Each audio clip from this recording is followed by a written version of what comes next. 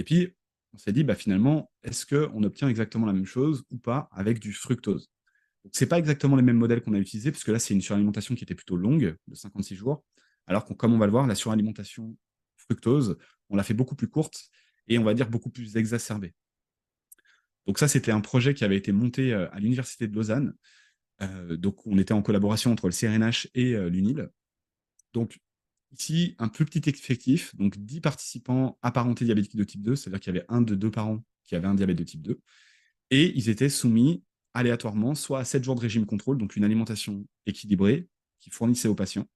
soit du coup 4-5 semaines de wash-out pour vraiment avoir effacé les effets, et 7 jours de suralimentation en fructose. Donc là, c'est un peu différent du modèle d'avant, dans l'idée qu'on avait un régime contrôle qui devait maintenir,